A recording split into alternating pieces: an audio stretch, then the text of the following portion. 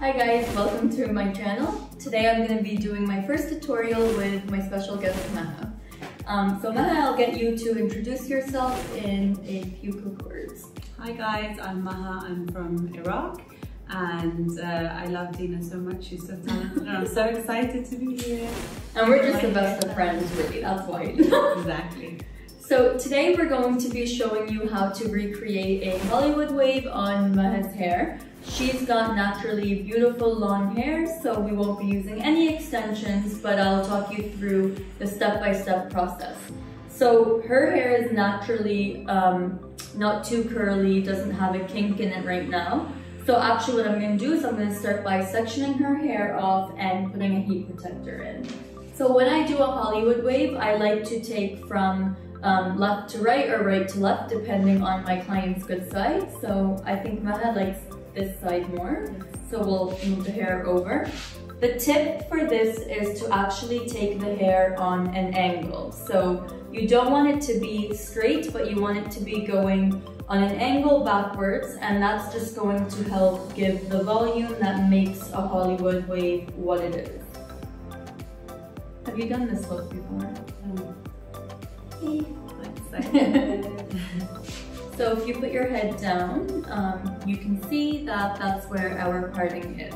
And then we're going to start curling the hair and setting it according to our angle. So before I start, I'm going to be taking my Redken Shape 11 Reheat Spray. I'm going to spray it throughout all of Maha's hair, and what we're going to do is we're actually going to take it in. It would come out. It's a new bottle, so.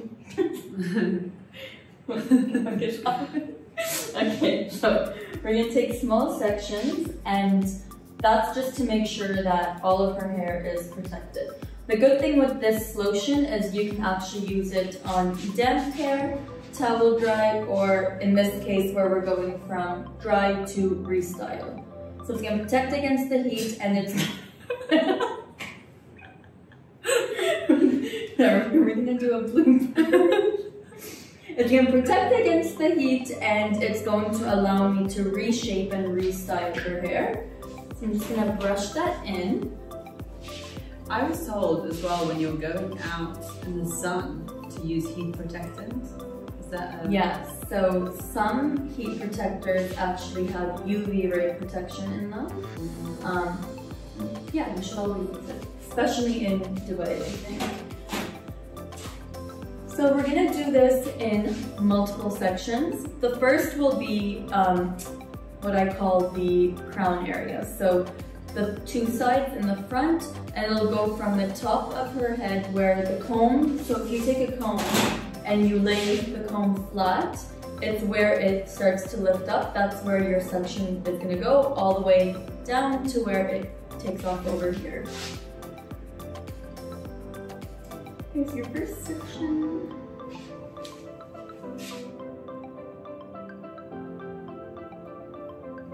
And your second. And then you're going to clip the back away, because I always start with the front. So the front is always going to be what shows in a client's pictures or videos.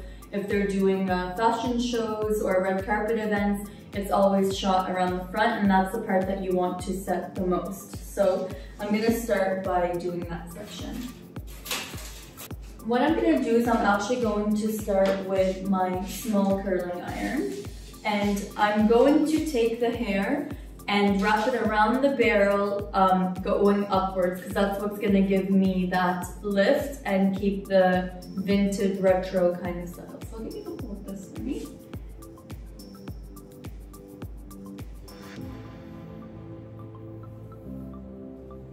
So the tip when it comes to curling your hair is you always want your section to be the same size as your barrel. So if your barrel is about 3/4 of an inch, then your section should be the same size. And you're going to wrap the hair around. You want to keep it flat, so you don't want to twist the hair. You're just going to keep it flat around the barrel, and make sure you're actually getting every part in. The most important part when curling with a curling iron is to get the ends of the hair into the iron so you don't get that little bend kind of. You're gonna let it sit for about 10 seconds, or when it becomes too hot to touch, then you can drop it. And step over to you. We're going to keep it rolled exactly how it is with a silver clip and just pin it in place. So if you have hair that naturally takes a curl, you don't need to pin it in place. For me, I always like to snap my curls, especially for a Hollywood wave, because we will be brushing it out and we want to make sure that that curl is not going anywhere. Just repeat. Do you style your own hair? Me? Yeah. No. No. I thought you were asking YouTube. I do, yes, at home. I use the Dyson Airwrap. I think it's super easy. To be honest, that's the only tool I use on myself right now, is the Airwrap. And I do find that it has done wonders with the health of my hair. So. Honestly, yeah, because it doesn't use super high heat. So no, I get it all the time where clients will be like, do you actually believe in it, or is it because you work with them? And I mean, obviously I work with them, but it's amazing. I do recommend the Airwraps. Yeah, I have one at home in London and one I bought another one here. The full set. I was like, I can't live without it. I think lots of people are like, oh, it doesn't stay too long, but I like that whole, it looks like it's done, but then it's like an effortless. Yeah. Yeah, no, it's really nice.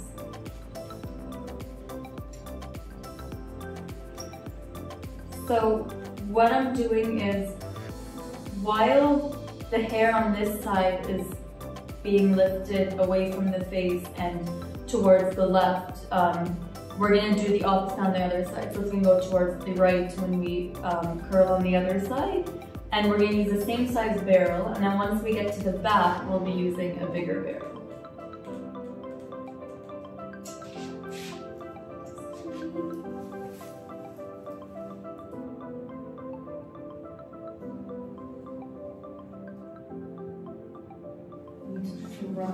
First.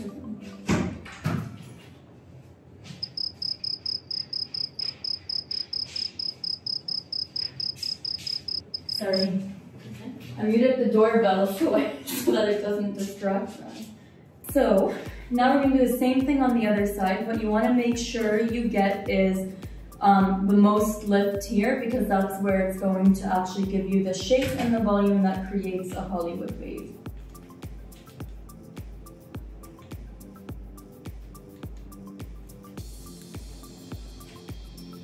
You've got a few shorter pieces. So the most important thing with keeping the hair inside the iron is actually, if you create any of these bends that you don't want, once you start to brush the hair out, it's gonna all show. So that's something to remember when you're curling. So Maha, what do you do? Tell the followers. I just finished my PhD. Well, I've got my final exam end of April, so I do that for the time being. Studying. Researching. Yeah, because now in England everything's closed down, so it's all online anyway. Everyone's moved here from the UK, so it's fine. Here, Dubai, that is.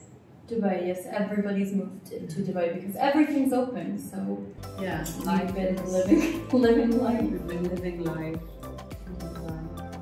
Do you feel, because I get it sometimes where I feel a little guilty at how open life is here compared to, I guess, back home, my friends and my family. Do you ever feel like you would, like I don't know, you're grateful, but you wish that they could have it too? Yeah, for sure. I feel kind of bad for, I mean, it must be tough for everyone, just not even economically. it must be tough for people mentally, physically. Yeah. It's really tough being like, there's so many lockdowns and people to have to go through the same thing over and over for. I think the UK's had like a year of just progressive lockdowns in a way. They'll open for a bit and then they'll close down, and they'll open and they'll close down, and people, I feel like, are just really sick and tired of it. Yeah, no, for sure. I think for me, it wasn't until I traveled recently and everything was locked down, and all my friends that I travel with were telling me how they hadn't been working for a long time and hadn't been getting like a proper pay, and just made me realize, like, you know, we complain about things here in Dubai as well, and I think we just need to realize that how lucky we've actually got it. Real complaint that there are no music in restaurants. Yeah. But you know, I was out the other day and it's just everything is normal in a way again. So, I mean, it's scary, but we'll see. Do you think your online career, I don't know what to call it, social media accounts have been impacted by COVID? I think, for instance, TikTok, I got a TikTok account beginning, like, probably last year now, beginning of the first lockdown, and that grew really quickly.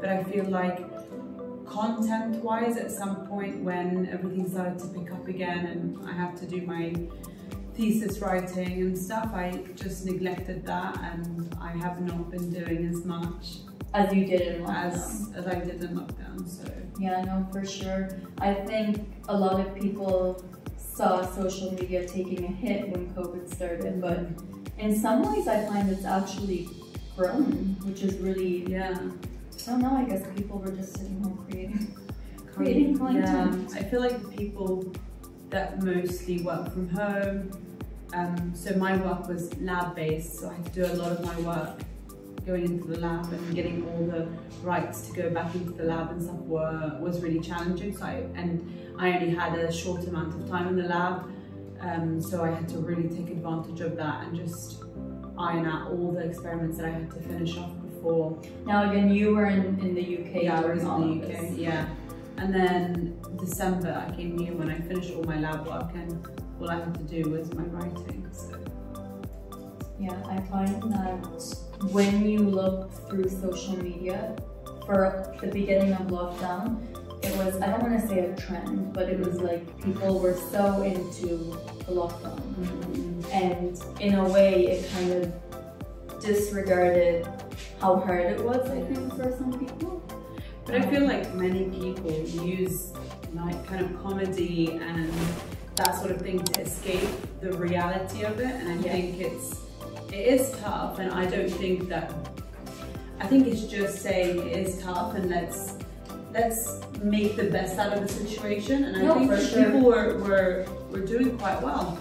I mean, to be honest, I was not very into the whole social media thing. I'm just gonna stop right here. So once we move to the back, we're going to go in a bricklay section, and I'm using a bigger iron because you want that weight to kind of loosen a little bit once it gets through the back.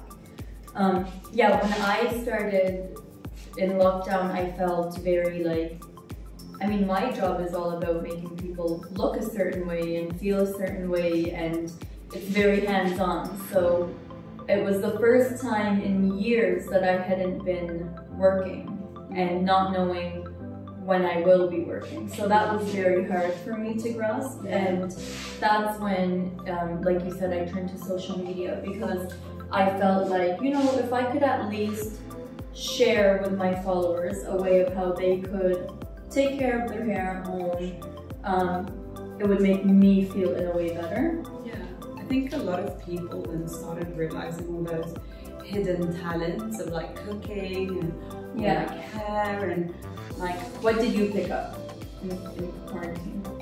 I picked up TikTok.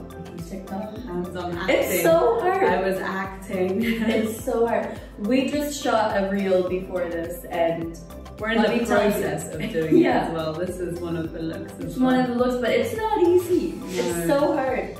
I have to like give it to the people that do this. Like a lot of people think that like being an influencer is easy, but I think it's like, I'm not speaking because I'm an influencer. I don't count myself as an influencer, but although you are, but you don't see it. I don't really. I think a lot of the influencers that I've met are very, very committed to creating content and stuff, and I think that is. I have to give it to them because sometimes you just don't feel like doing it, and for you to be so persistent and do it, like it's really tough. We were just talking about that. I was just telling you that I love creating content with people who do this because they really do commit to it. And like even downstairs, so we were having some tea before coming up and we were looking through TikTok and Reels and trying to find one that we thought would be engaging for our followers and maximize, I guess, all the looks we wanted to do. And it's not easy. It's so hard, and I'm looking at it and I'm thinking like, it's taken like, I don't know, an hour and a half, 2 hours to create this like 60-second clip. Yeah. So it's dedication. Especially girls who do like the fashion stuff as well. They have to get changed so many times. Yeah. And it's all pretty slick. Like you don't just require fashion, you need to also know how to do the editing. I think the fashion's the easiest part of it. Honestly, like even with the reel we did today, the hairstyles I think were the easiest part of it. For me, because I'm not very big. I like to think I'm big with technology, but I'm really not. I send them to my husband, he edits my videos. So yeah, it's very, I always say that like before I got into more of this industry and before I started doing more like I want to say celebrity hair, but really a lot of like influencers and social media stars. For me, I always looked at it as well as, well, you get paid to post a photo. So I don't know if I'm gonna get in trouble for saying that, but I do feel like that's the way it's viewed from a lot of people, especially an older generation that might not understand it. But it's crazy because it's actually a full-blown business now. So yeah, what's the hardest part you find with being so big and followed on social media?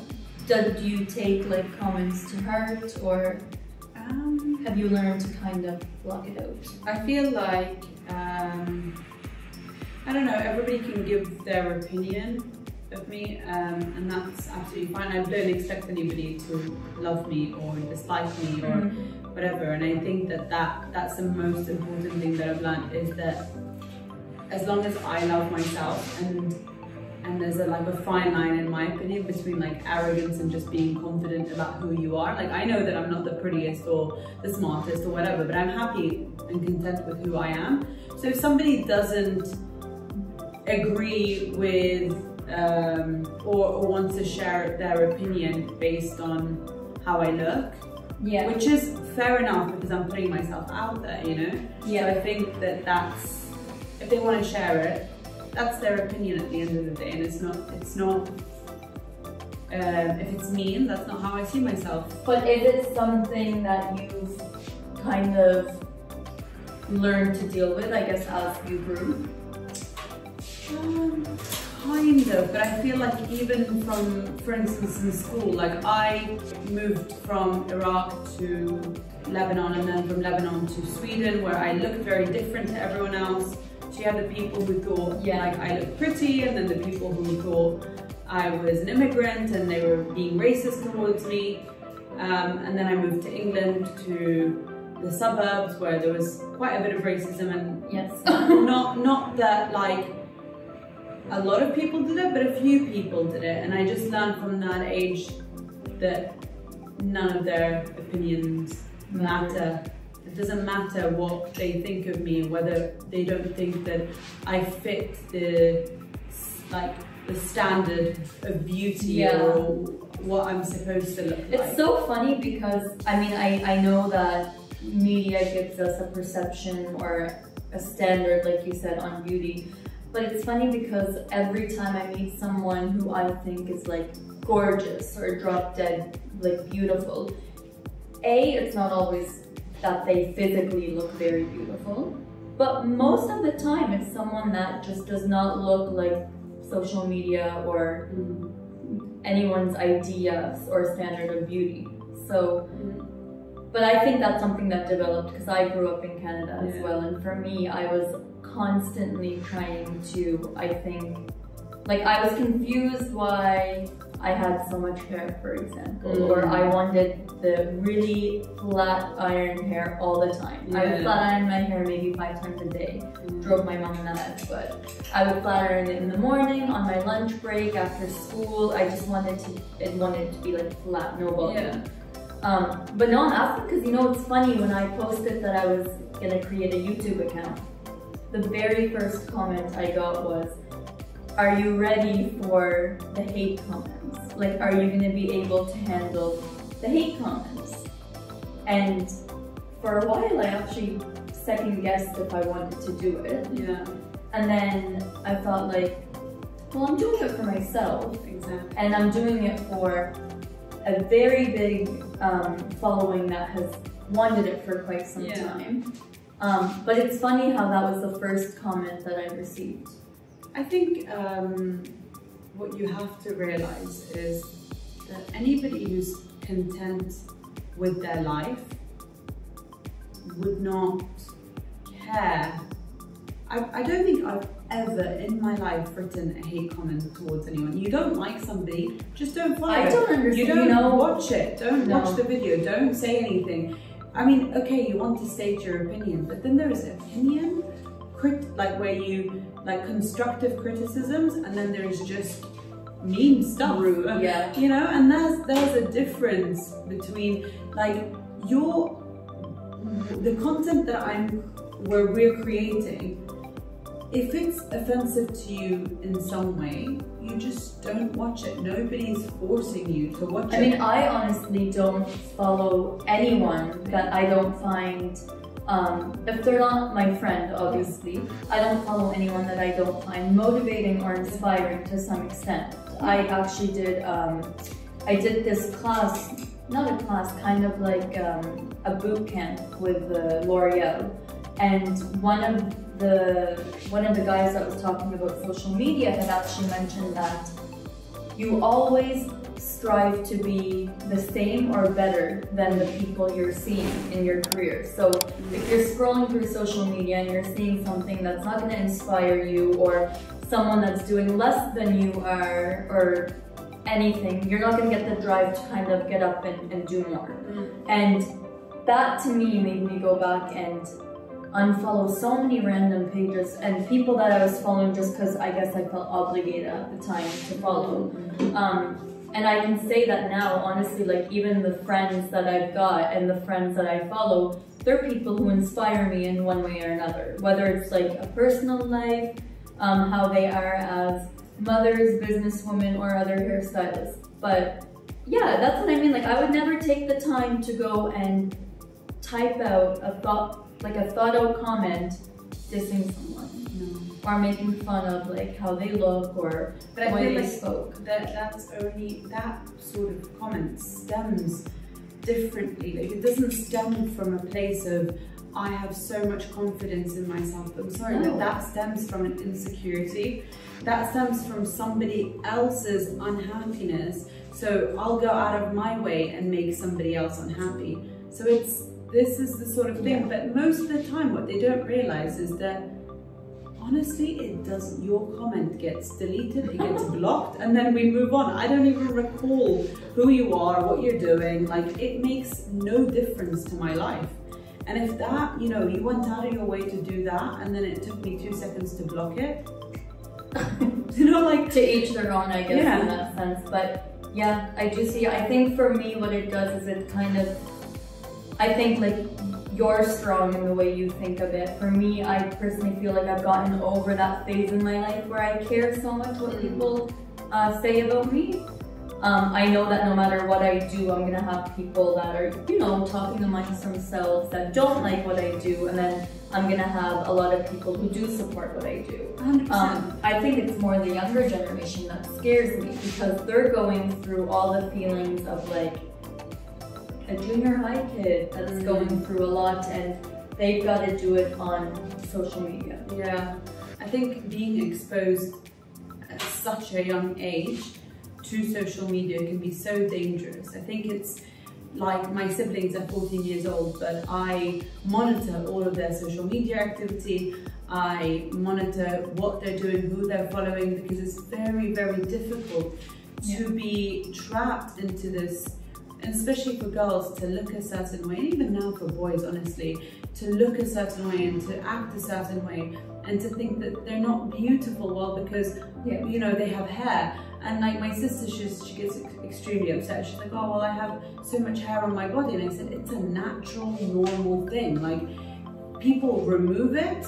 You know, many people, you know, we don't see it on social media as much. It's not normalized, but you're still young. And I mean, it's not, if you don't want to remove it, then keep it as is. There's no, you know, you're free to do whatever you want. There's no such a thing. Yeah, I have to be a certain way. You mentioned something, and I do agree. I think it is actually a lot harder sometimes for guys in social media because I find that as a girl, we talk about this stuff open. Like, I'll come to you and I'll tell you if I wanted to, hey, what do you think? Do you think I should do this? Do you think I should buy this? Whatever.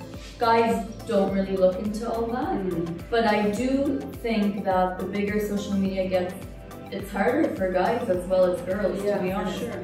I see some people on social media and I'm like, what is happening? Like, they look like I looked when I turned 20. Yeah. And I'm just like, the makeup, they're like everything. They're kids still. Yeah, I think that scares me, but it's, again, I do think it's the way you're raised with social media, I think. Like, if you, like you said, monitor, and you have these open heart-to-hearts and honest discussions, it helps. Yeah. Whereas if you're someone that's not gonna have this discussion, your kids are gonna go on social media behind your back, because you can't completely take them away from it. For instance, I monitor all the comments that they do on YouTube and stuff, and I found that my sister one time got into, it was very cute, she was around 11 or 12, and somebody was like trying to diss someone, and she was trying to defend that person by saying, that's not how you spell the word, you spell it like this. And I was just like, I went up to her and I said, don't involve yourself in drama like this. I know that you've made the comment, somebody replied to you, and I said, you don't know these people, just don't involve yourself in drama like this. And I think sometimes it's teaching them at a young age that, like, this is the internet, you can be talking to someone potentially dangerous, don't get into stuff like this. You disagree with that person, just let that person be. Like, I don't think it's necessary for you as an 11-year-old to sit there and have an argument with somebody over the internet over kind of petty situations. It's so funny, you know, you just remind me, so when I got married back in November,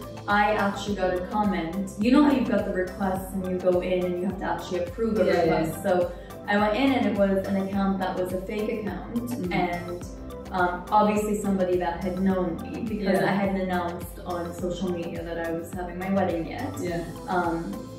And then they had DM'd me, messaging me about the fact that I was having a wedding at a time like this, and I shouldn't be doing that, and I should be thinking of others, and blah blah. And I was thinking, I mean, to be fair, the town I'm from is quite small, but at the same time, it's like, you've gone through the trouble of creating this fake account, messaging me, and you know, it made me feel really guilty, but then I thought, well, I mean, if you were really close to me, you would have just called me up and gave me that opinion, and it could have saved you a lot.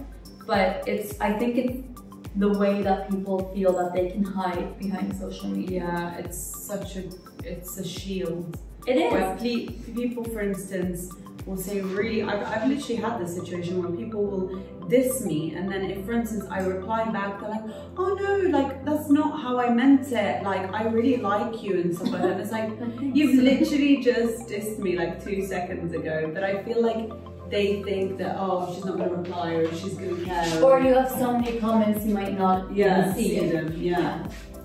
So now that we've set your curls, I'm going to give you this nice little gadget.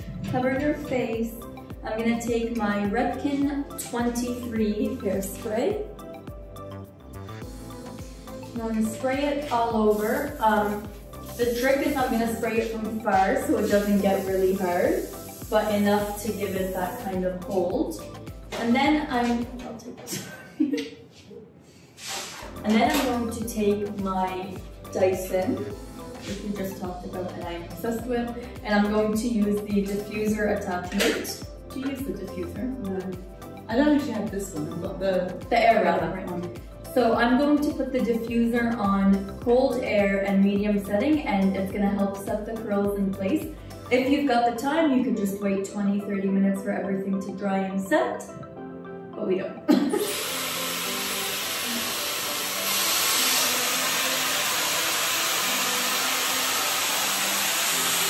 Why use the diffuser? A diffuser just distributes the air evenly. So it's like putting you under, you know, the clothes dryer.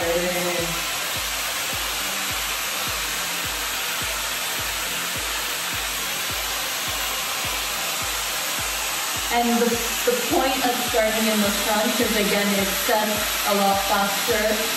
This is where you want most of your shape when you're moving.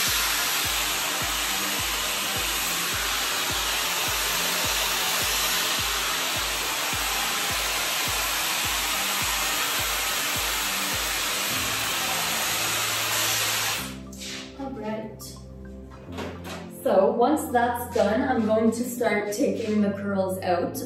The one thing you want to remember is not to brush them out. I think people automatically, once I'm styling a client's hair, sometimes as soon as that curl comes out, they feel the urge to brush through the hair. So just don't do that because we need that for the look. This is what you're gonna get. A nice little ringlet. It's like prom, like, yes, way back.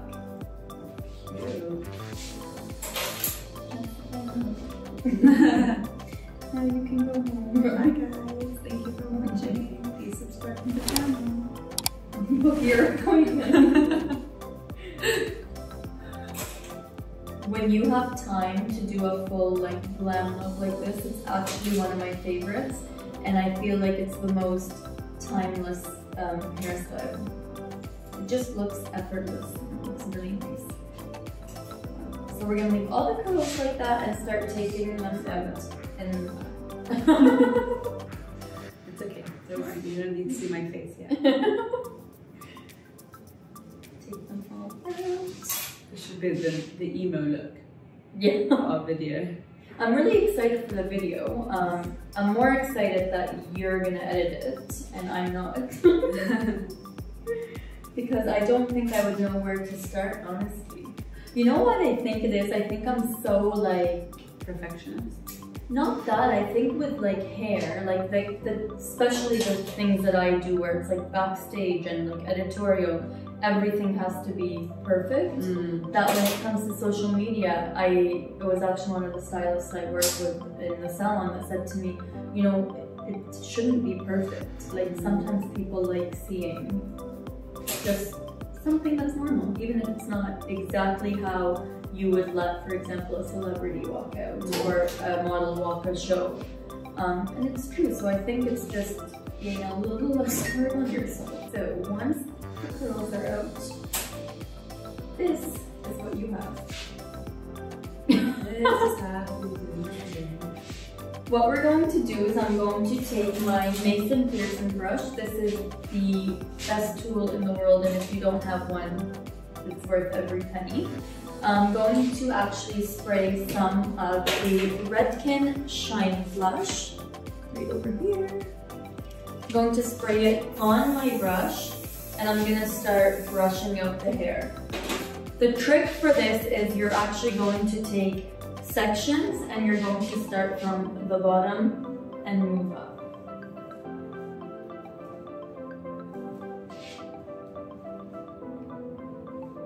And you want to remember that on this side, but I'll do it after, you're actually tucking it behind the ear.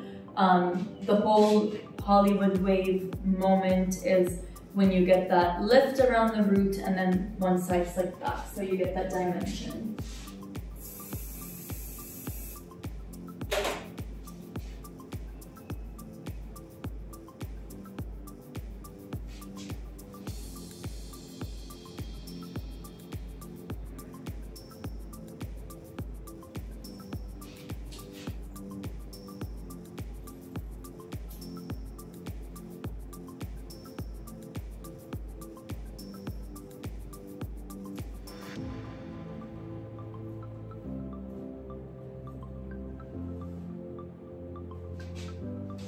What I do before I continue all the brushing out is I take these little non-crease clips, come around so I can do this.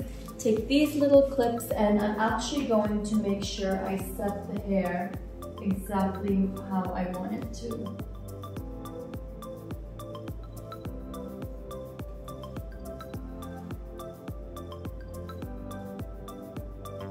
So the look that we actually wanted to recreate was like more of a Gatsby kind of Hollywood look. So once we get that lift, it's more about pushing the hair and moving it to where you want it to sit.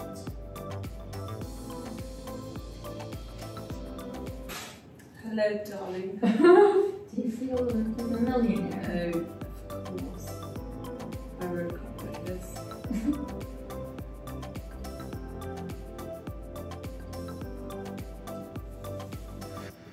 But while we let the front kind of set and do its thing, I'll take the rest of it out.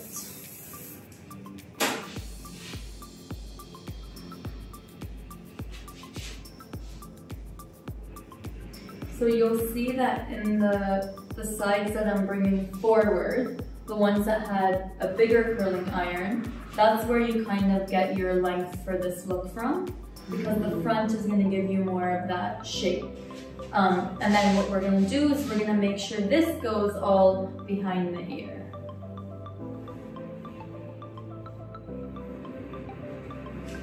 So my favorite little trick is to take a toothbrush. I have about like 50 of these in brand new packages and it's my favorite. I'm going to grab, it's really like an olive oil based cream kind of, just looks like this. Dip the toothbrush right in and I'm going to get rid of all these little hairs.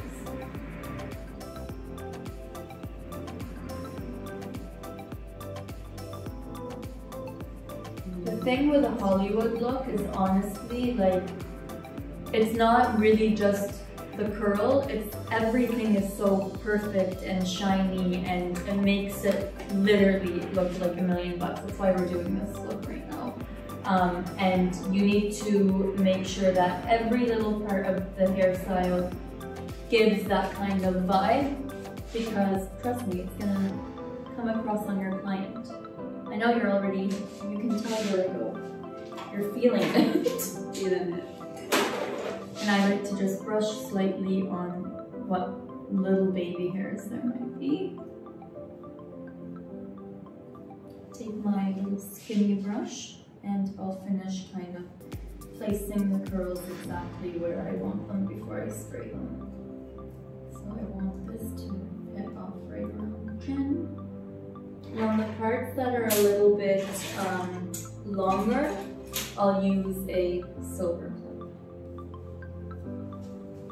I'm not going to put a lot of hairspray because we've already sprayed the curls. I'm going to use the shine spray again. It's just going to give it that kind of glossy finish and it's going to make her hair look super rich.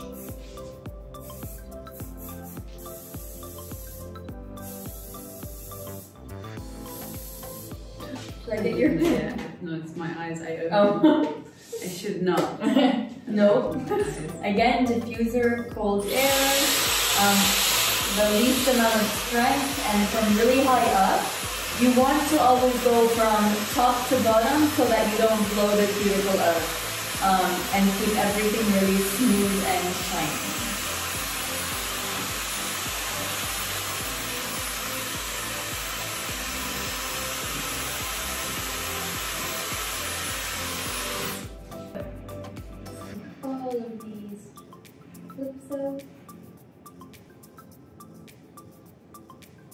that right there is like the most important part of any kind of Hollywood waves.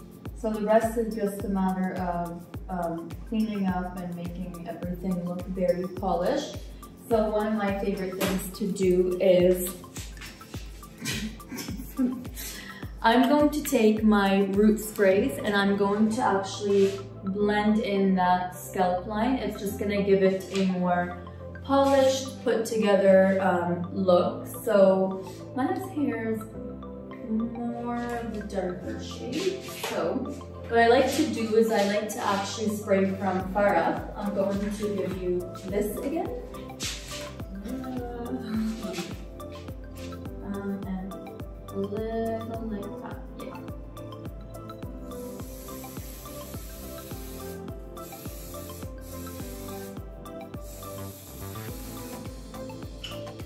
Just blend that right in so you don't see that line. Perfect.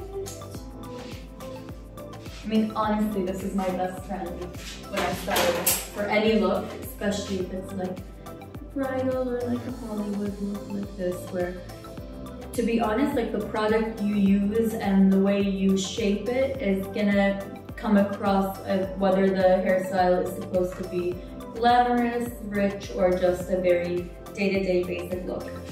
So the very final step is I'm going to be using the Orbe Moisturizing Cream.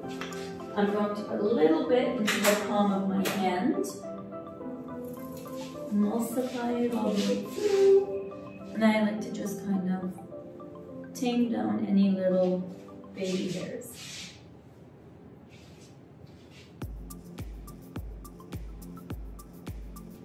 And there you have it, our Hollywood Glam tutorial.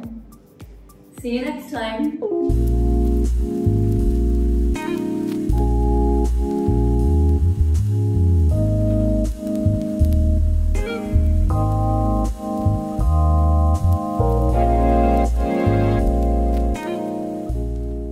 Thank you for watching. Don't forget to